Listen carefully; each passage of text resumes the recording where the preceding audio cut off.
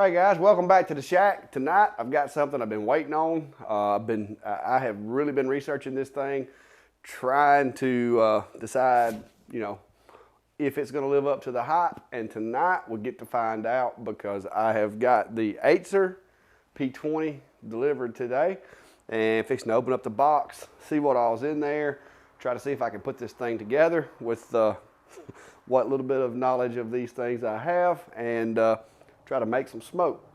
So if this is something you're interested in, if you've been asking yourself the questions that I have about the Atezrs and if they're worth the price or not, then stick around because we're going to find out.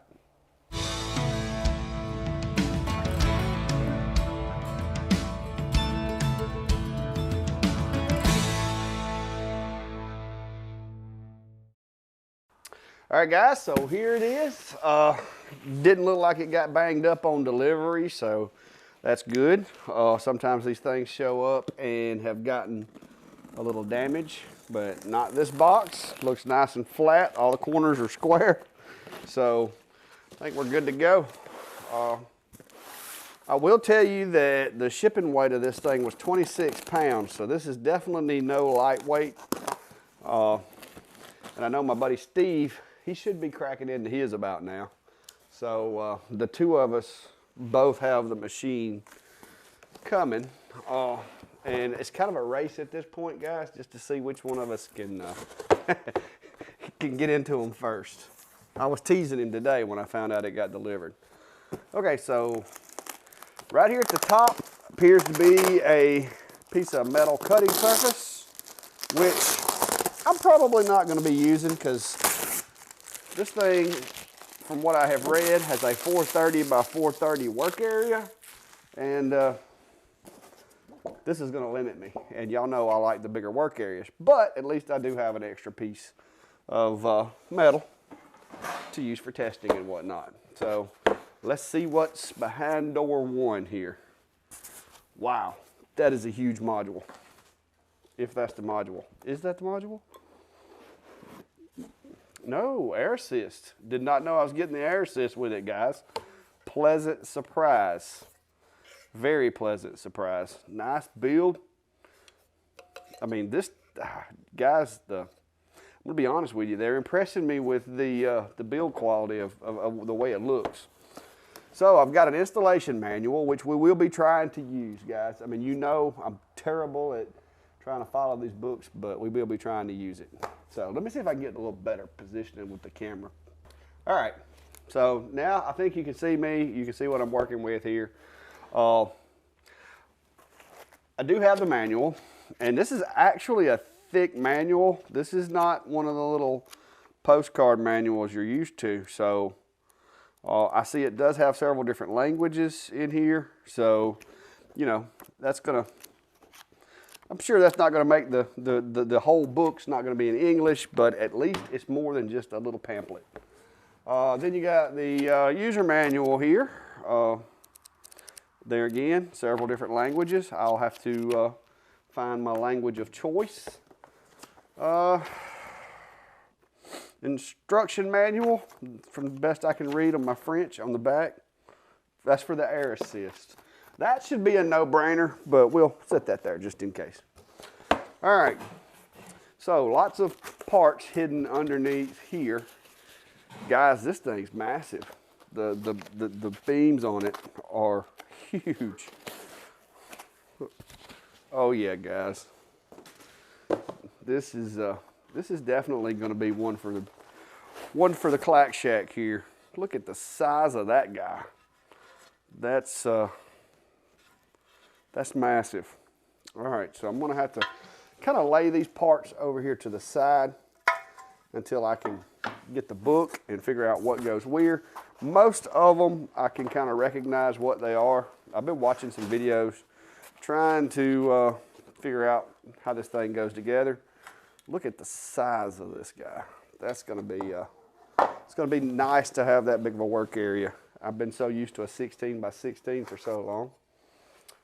Several brackets here. I'm just going to lay this stuff out and try to get it in somewhat of a orderly fashion so that I can find them when I go to putting this thing together. All right, here's the gantry, it appears.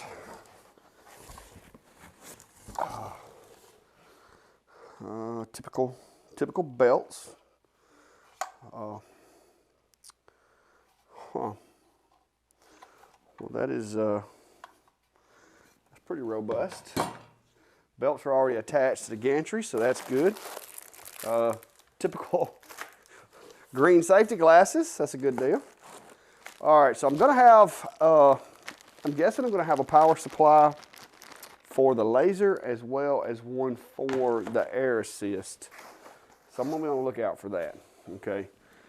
There's a hose and power cable, so I'm guessing that one goes with the air assist. Okay, here's what I've really been wanting to look at. This is the module, and it is a pretty good sized module. I've seen a lot of the videos. Some of the things that I have heard some folks, you know, had some things to say about was this being reflective, and I see that I got lucky. I got the one that is not the reflective material. It is simply orange, so that's good. I'm glad I didn't get the mirrored one because it does not look like, well, actually, it does look like you could take that off if you wanted. This whole piece looks like it would come off. Looks like it had a screw here and a screw here, and then it would raise off.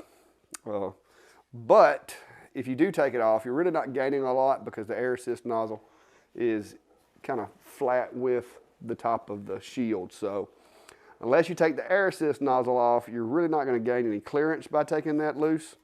So we're going to leave that as is for now. I do like the fact that I did get the one that you can see through, so that's good. USB cable, a bag of parts and goodies. A cable. This one does have the controller, I believe. I've heard that the P20s have the little controller. I actually like these. These are neat. I don't use them a whole lot, but I do like that you have that option. So, and I have another power splitter. Okay. Okay, so it's a 1 in, 2 out power splitter. So I'm guessing I'll only have one brick that will run both the air assist and the machine. Haven't seen that before. Another rail, belt already attached. That's a plus because those belts can be a little pesky. And the other rail, belt already attached. So the belts are already on this one. That's one less thing to have to concern yourself with. I'm gonna make sure I'm not overlooking any other pieces or parts to this thing in here anywhere. And then we're gonna get this box out of the way, guys. All right, guys, I got all the parts laid out. First appearances, first impressions of the build. I like the fact that all the belts are on there. Sometimes those things can be a little challenging. The way they designed this thing, all the pieces, I mean, you don't have a lot of belts or anything to put together, it doesn't appear.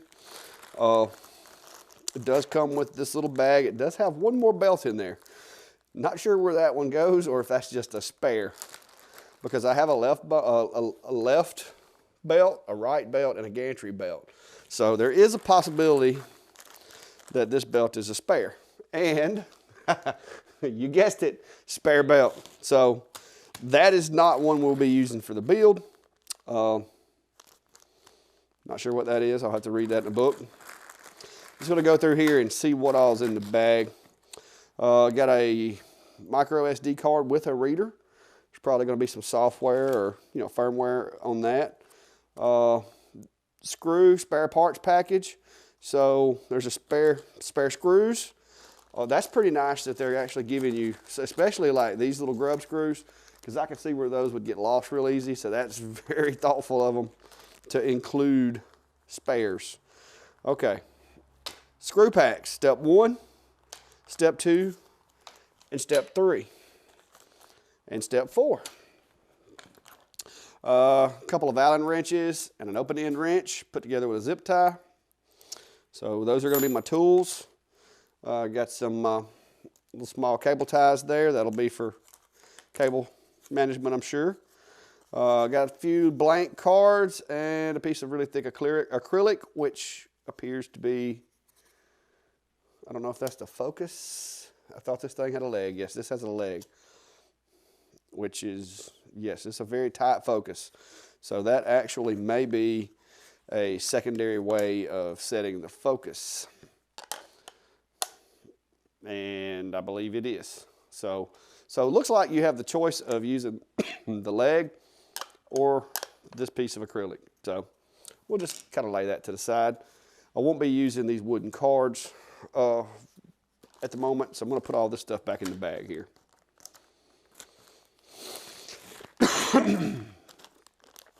Got some nice little 3M, looks like hose brackets that have 3M adhesive on the back of them. I'm sure we'll get to that and the cable management part of this build. Usually I don't like to secure the cables until I see how the machine moves and see what gets in the way so we'll be holding off on that. This stuff here, I'm going to go ahead, all of the things that I know are going to be last to put together or either not needed for this part, I'm going to go ahead and get them off the table and out of my way. The power cable, we've got the controller, SD card reader, even the air hose and the pump. I'm going to go ahead and move them out of my work area so that I can use this table, because this machine's bigger than what I'm used to, so it's going to take a little more room. Okay, got lucky on the language. This one, apparently English is the very first as you go in there. It has English on the top here, but there are some other language that I see in there, but English is pretty much the first one you come to. So it shows a breakdown of all the parts and everything that should be in the packaging, which it appears that I have everything I should. And then some cautions. Of course, lasers are dangerous. Don't shine them in your eyes, that type of thing. Then we get over to step 1. So, nice color pictures. Okay, maybe we may actually be able to do this one using the book, guys. So that's what I'm going to try anyway. I'm going to go ahead and move these out of my way because it appears that everything I'm going to need is going to be in here. So step 1 says you got to have the framework. It does have these parts numbered with A1 and A2. Not exactly sure on the A1 and A2. The others look pretty simple. B1 is going to be the part that has the controller on it. So we're going to move this over here. All right, this is going to be part B1. The branded end is going to be part B2 according to the instructions. So I'm going to move all this. This thing's going to be huge, guys. We're going to be able to do some big stuff on this. So B1, B2. Okay, A2 and A1. All right, they look remarkably alike. The only difference that I see in the illustration is A1 has a stepper motor visible in the photo. So I'm going to guess that this is going to be A1. It shows it being oriented with the stepper motor towards the front. So we're going to do that. Go ahead and just sit this guy up. Try to get it stand up for me. I'm going to move this laser head back here out of the way because I know that'll be further down the road from where we are now. All right. Yes, this thing is going to take up my whole work table here. All right, and so since this one does not have a stepper motor, I'm going to assume that this one is A2. It is showing on the illustration that these two screw holes here should be oriented upward. That's the way it shows it on the illustration. That's the way we're going to go with it. All right, I'm going to go back and just confirm. Stepper motor should be left near the red knob for the emergency shutoff. This side does not have a stepper. Okay, so I have all 4 parts where they're supposed to be.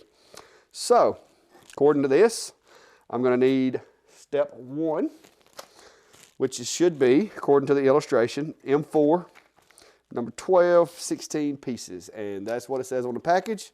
So guys, this may be the first time ever I have been able to successfully follow a book with a laser build. So I'm going to pour these guys right here in the table so I don't have to fight with that little bag. Find the appropriate wrench. And I'm going to be using the tools that come with the machine, guys. No fancy screwdrivers or anything like that. I'm going to put this thing together just like you guys would if you bought it and had it at home. Even though I do have a nice little set of screwdrivers over there that are Allen, we're going to avoid using them. So, step one, it is saying to put the screws in here. So that's what we're going to do. So I'm going to start just like it shows in the illustration. It's showing starting over here. So that's what we're going to do. Trying to follow directions, which is something that I sometimes struggle with.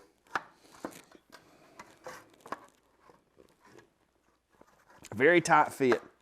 Very tight fit. If you don't get this thing lined up perfectly, it's not going to go. So that's good. That's low tolerances means less chance of things moving. So I do like that. So it's showing, put the screw in here, and then there's going to be, it looks to be 3 more on the other.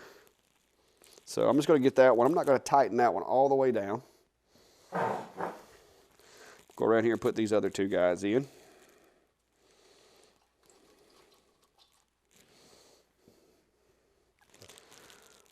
Total of 4 screws in this corner.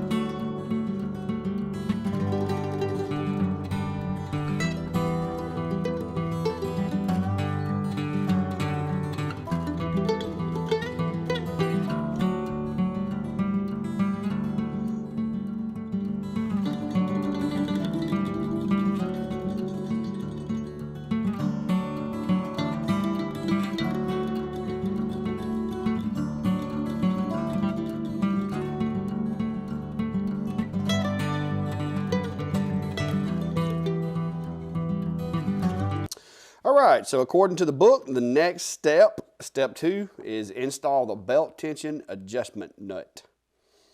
So step 2, I have 2 screws. It says nut, but this is a screw. So I'm guessing this is what they're referring to. It is showing that they go into this hole that is in the back right here, right between the screws that I just got through putting in. So I'm going to push those in, and yes, there is something that catches them. So I'm going to just tighten that down until it's snug. It doesn't really say how tight to tighten them, but since the belts seem to have already had pretty good tension on them when I got them, I'm thinking that they've already been tensioned, because you can see there's a tension adjustment screw here on the outside. So I don't want to over tighten these and cause that to slide. So I'm just going to snug them down until they hit, just as a precaution to make sure that the tension doesn't back off of the belts. Yeah, the belts appear to be tensioned well. We'll check that later on. All right, so that's step 2. On to step 3. Install the X-axis assembly. So we're going to be needing this guy. All right. The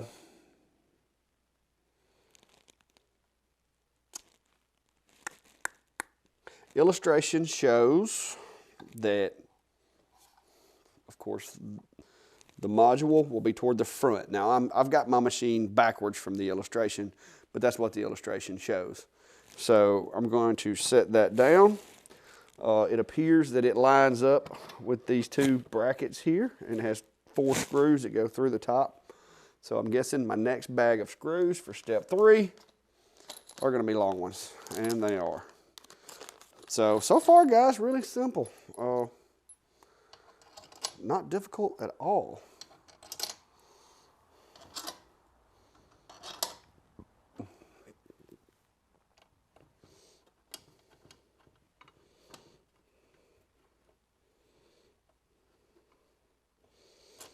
right, I'm just going to get these started on this side, and then I'm going to start the ones on the other side, just as a preventative measure to make sure I don't, you know, over tighten and then can't get this side lined up.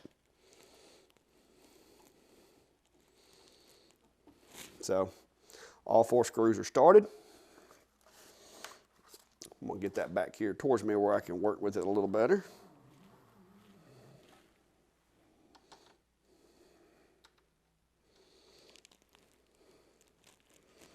Make sure my wrench, always make sure your Allen wrench seats really well in these screws. Sometimes the Allen wrench doesn't want to seat, and if you put too much tension on it and it's not seated all the way, you can strip out the head on the screw and make it a little difficult to get out or tighten. So these are a little tight where they've been coated after they were made. So you may want to press down on them and just make sure that your Allen wrench is securely in the bottom of the hole. Yeah, all 4 of those are a little snug, so I had to give it a little push downward. Got those nice and snug. We're good to go on that. And you'll notice that currently the sides can move independent of each other. I'm assuming at some point we'll be putting a timing rod in to make sure that those sides stay together. But that's not where we're at currently, so we're going to stick with the book. Step 4, install bottom feet supports. So we're going to have to upside down this thing. So I'm just going to move my cable over in the middle so I don't break anything. And we're going to flip this guy over.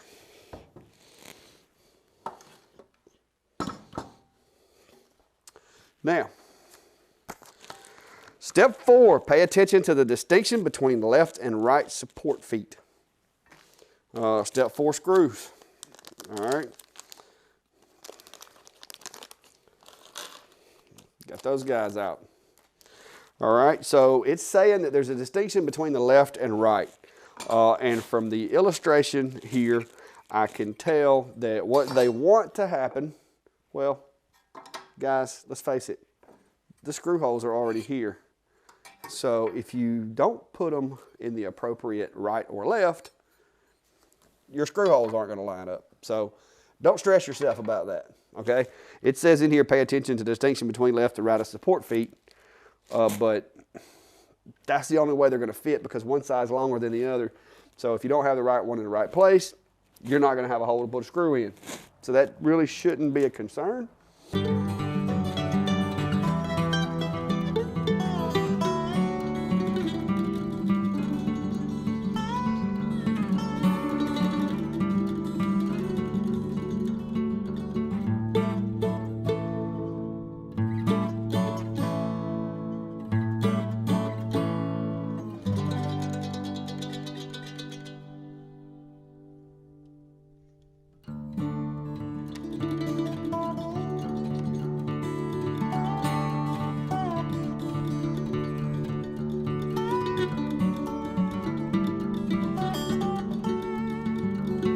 Step 4 is complete. I've got the legs on it. Moving over to step 5. All right, step 5 says to install the polished rod, which I'm guessing, since I only have the one more part left, this is what we would be referring to. And it's in saran wrap. So this may take a minute.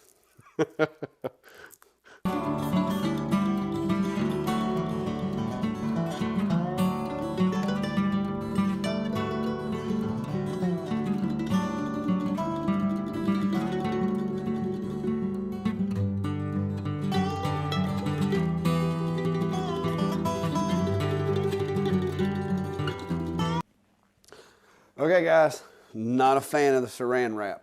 I finally just had to break down and take my knife and just scrape this to get it off. I sure didn't want to do it, but after fighting with it for several minutes, I chose that was my best course of action. So this rod, according to the illustration, is going to go from the stepper to here. It does have the locking block that many of us are familiar with other lasers. So I'm gonna move the cabling out of the way because it's kind of crowded right there. And gonna need to turn that stepper motor just a little bit to get the screws to point the way that would be easiest to get out. So rotated that just a little. Different size Allen wrench. All right, so I've got that one loose. That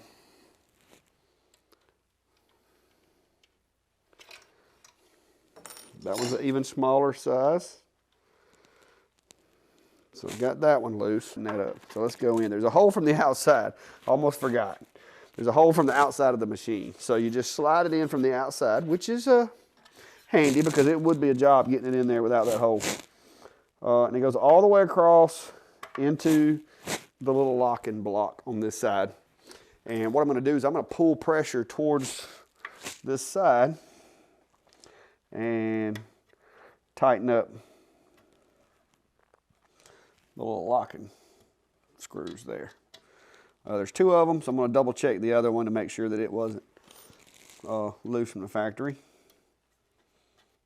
It appears that it's tight.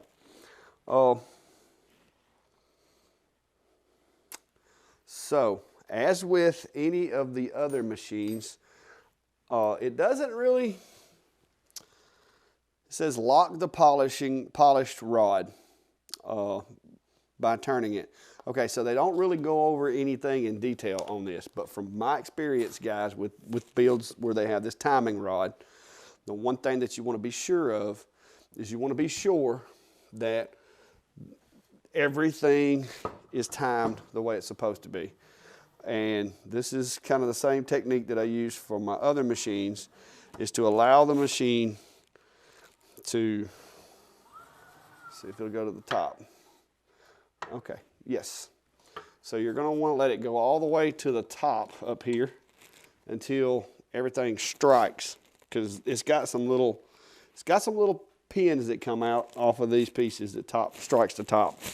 So I'm going to let it go all the way until it's touching on both sides. And then I'm going to tighten up the set screws on this tension rod, on this timing rod. That way I know that one side's not higher than the other. I don't know if this thing has more than one tensioning grub screw, so I'm going to tighten that one. I'm just going to ease it down and check, see if there's another one. Looks like there's one more on the other side. So there's going to be a total of 2 grub screws on the left side that need to be tightened. I've got both of those tightened at this point. So I'm just going to pull it back up to the top and just confirm that it's hitting both sides at the same time. Now the sides should not move independent of one another, but let me just check it without any weight on it and see. So what I'm going to do, I'm just going to kind of check this belts and see if it appears it needs tightening anymore.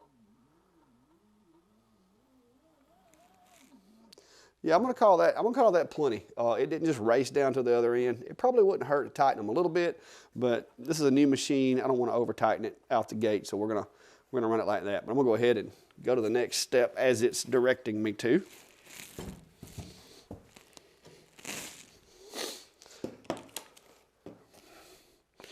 All right, so next step is mounting the laser, and it simply shows an illustration of the laser being held like this and placed in there. So, simple enough. So we've got a dovetail on the back of the laser module. It slides down. Now you're going to have to back off of this adjustment screw on the back side here until it lets it slide down. And then once it slides down, I do like that design better than a lot of the others. I'm going to throw that out there, guys, because in my opinion, that's putting even pressure. One, it's rubbing against the module, the inside of the module, not the track.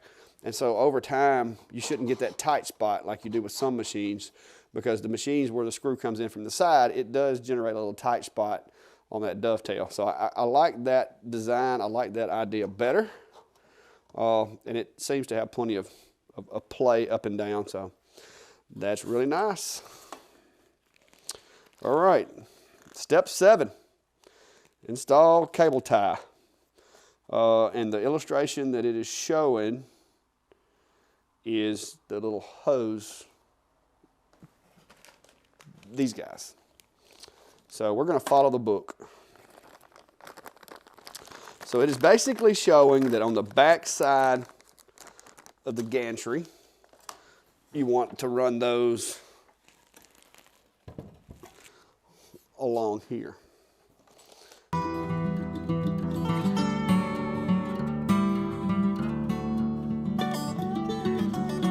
There we go. And then it is showing on the side near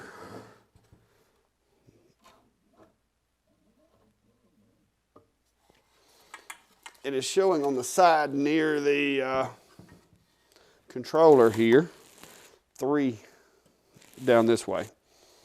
So we'll be doing that. And I'm assuming that probably you would just want to go from the middle toward the front because you're going to have some loop back going on in the rear. So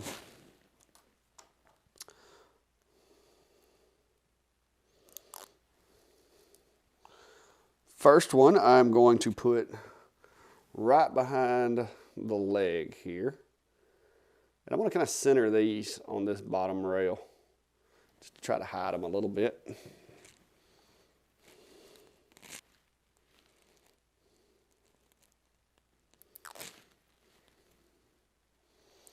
And I'm going to put the next one right here. It's not really giving me a good reference, but from knowing the mechanics of a laser, I'm going to say probably just shy of halfway to where it doesn't get tight. So I'm going to drop that one there. And I've actually gotten an extra one of these. It says ×6 on the instructions, but I actually have 7. So I guess I got one extra in case I have one fall off or something. All right, so for the cable, it looks fairly cut and dried, guys. This entire cable, just to give you an idea of how easy this is, has one plug here, one here, 2 here, and then 1 there. So I've got a total of 5 places that things plug in. And pretty much if you just look at the cable and where it runs, the first one right here, you can see obviously goes to the stepper. Now it's kind of precariously placed beneath the frame. And if you have larger fingers, you may have a hard time getting in there to get that guy in, but it is highly doable. The Wi-Fi antenna is a little loose, but I don't think that's a concern. So I'm going to leave that guy as it is. All right, so I'm going to bring the cable. Okay. The one thing that I will add is you may want to try to like hide the cable behind the rail before you connect the stepper motor, because it does kind of, the plug for the stepper does kind of get in the way if you're trying to hide that cable. So I had to unplug mine and reattach it to keep from putting pressure on that. All right, the next part, I'm going to flip this over to where I can see it a little better, is there's a limit switch right here near the controller. So I'm going to go ahead and let this gantry go down a little bit, see where everything's going to land. So what I'm going to do here is I'm going to pull this guy over and go ahead and clamp it into this little holder here first.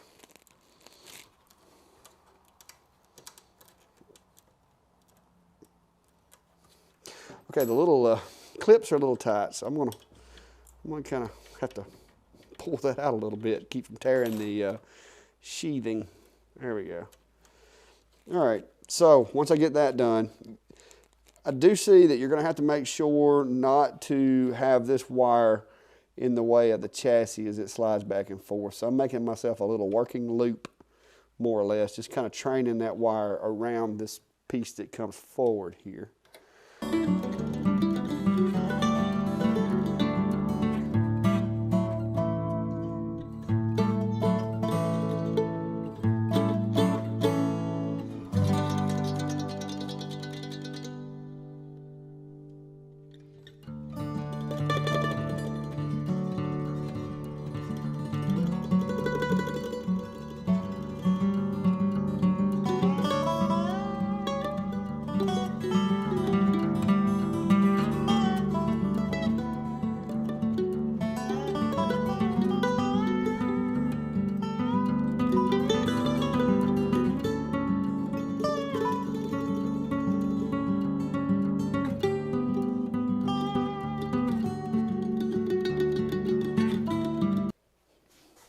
All right, guys, I never thought I would see the day that a machine made my nibble honeycomb look like it was small, but the day has come.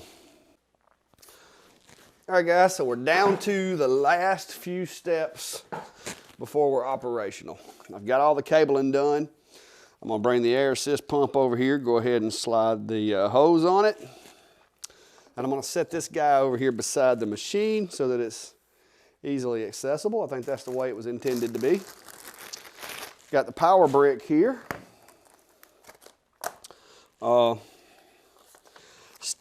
After step 8, which is the cables, it says mission completed. So I guess we're good. We'll find out shortly. All right, so I've got this little Y cable, it appears. And my conclusion for this guy is that you get one power brick, but this one power brick provides power for both the machine and the air assist pump. Won't be using those guys. The little controller will be connecting. I do like playing with those guys and using them occasionally. This is just spare parts, so I'm gonna lay that over to the side for a moment. Won't be using this cable because it's not gonna reach over there where I'm gonna be using my machine from. So I'll be bringing my own cable to this one. So luckily it is a standard printer USB that everybody has plenty of. So I'm gonna go ahead and plug this into my little power block here on my extension cord. I'm just gonna set this guy over here out of the way. I'm gonna slide everything over to the right some so I don't get hung on that extension cord while using this guy. We'll clean some of this mess up before we actually go live here. I am gonna have to break out my big ComGrow honeycomb for this thing. It's a little big for what I've got it sitting on. So one power is gonna go into the machine. I'm gonna go ahead and activate the emergency stop just in case, until I get my glasses on. Air assist pumps is gonna sit right here. It does work. I have air. That is magnetic. Learned that the hard way. Standard connection for these guys. Some of the other machines use them. It's more or less a HDMI cable that stretches. So I'm gonna go ahead and plug that on. Stick that up there. Or I could stick it to the honeycomb for that matter. All right. The TF card is right here. So just for the sake of knowing what's on the TF card, if there's any softwares or whatever, I always put them in my machine. And if there's any owner's manuals or whatnot, I go ahead and copy that over to my computer and put it in a machine file specifically for the different machines. So let me bounce over here and see what's on here. All right, guys, I put the card into my computer and copied what files were on there over to the computer. I recommend that you do that. One reason is if you do accidentally lose this, a lot of times there's an owner's manual or a copy of the firmware or whatever is on the card. So it's not a bad idea to make a backup copy just in case. I'm gonna go ahead and put the TF card in there. The contacts orient this way. And of course you can't really get that in there but one particular way. And I'm gonna get my handy dandy, really long USB cable here. So that when I do decide to run it from the machine, from my computer, I can. But first, let's play with this offline controller a little bit and just see what it's capable of. So I'm gonna grab me some glasses and dig in my bin over here and get a little piece of test material. And guys, let's see what this guy's got. All right, I'm gonna go ahead and move this over and set the focus. It's quite a drop for this guy. All right, get the little leg up. It's not a, they did put, I've seen some people say that this was kind of hard to get to because it just had that, but they've actually put a little pin on that. So it's relatively easy to get to. it goes back up. So if that was a concern, along with the reflective shield. The shield does have a little bit of reflectivity right now just because of the lighting, but it is not the one that I saw that had the mirrored finish. So that's a plus. All right, guys, going glasses on. I'm going to disengage the emergency stop, power on the machine. I'm assuming I powered on the machine. Nope, emergency stop has to be released. All right. So, the little controller is coming on. So it appears everything appears to be working, guys. So let me, I'm gonna just see if I can navigate with the machine here.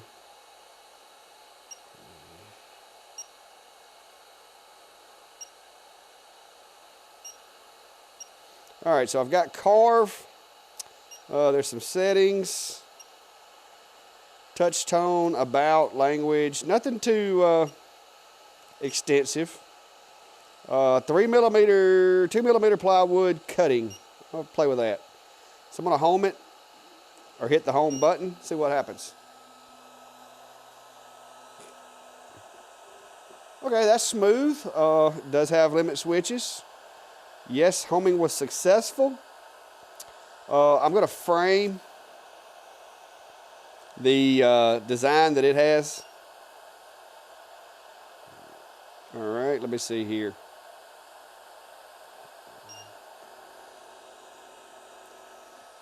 It said center point, so I'm guessing that's the center of the engrave. We'll find out here in just a second. Let me get my material moved underneath the machine. All right, and start. I'm gonna go with, on this is just a little file that was on here. I'm gonna run 2 passes because it said it was for 2mm plywood. So we'll just run 2 passes. See what this guy does.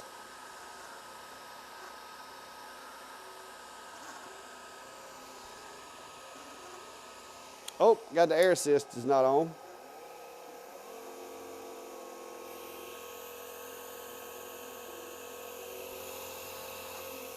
So there's going to be some scorching because I wasn't thinking about the air assist, guys. And I do not have it in an enclosure, so we're just going to have to contend with the smoke.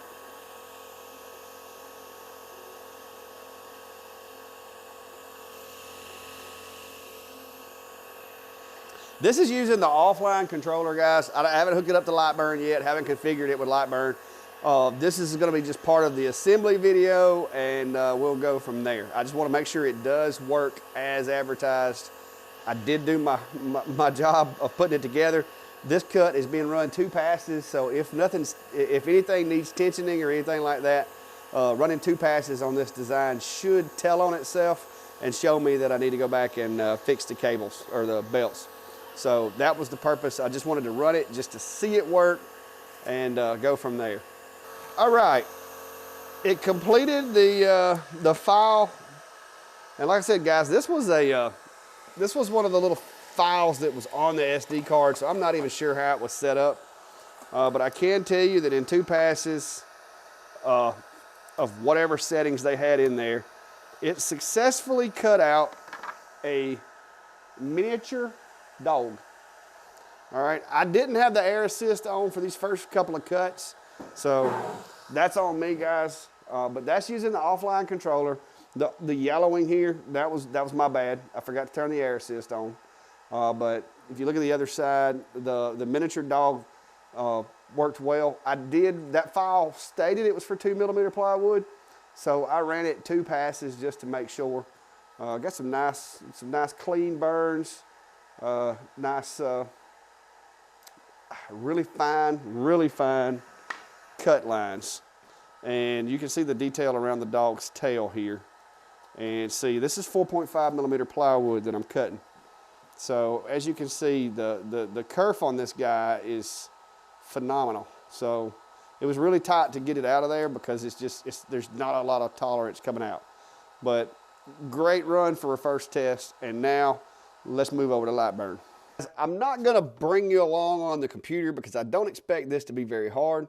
What I'm gonna do right now is I'm opening up lightburn, and basically I'm just gonna plug this thing up and I'm gonna let you know how it goes as far as getting it connected. Now we'll be using my really long laser engraver cable that I had to get me a long enough one that I could walk across here without tripping over it. So luckily I found one and got it. So got that plugged up. I kind of agree with some of the other folks that I've seen do reviews about this machine. The only down thing that I can say so far is I wish the plugs were on the side, not sticking straight up in the air, but small detail, not gonna fret about it. So far, so good with the machine. So I powered up the machine, and I'm gonna move over to lightburn. And all I'm gonna do, guys, is I'm going to devices, and I'm gonna click find my laser. And it's gonna tell me to make sure the USB is connected, which it is. So I'm just gonna hit next, and we'll see what happens. Let's see if this thing finds it and how easy it is to connect to lightburn. I'm getting a little prompt, scanning for connected devices.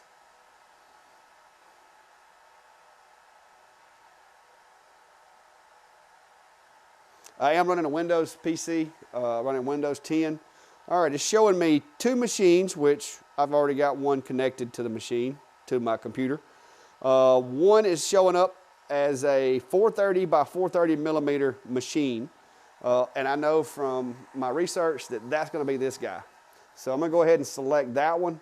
The other one that's showing up is a device that I already have on my machine. So I'm gonna be naming this let me check the spelling, guys. Atezr P20.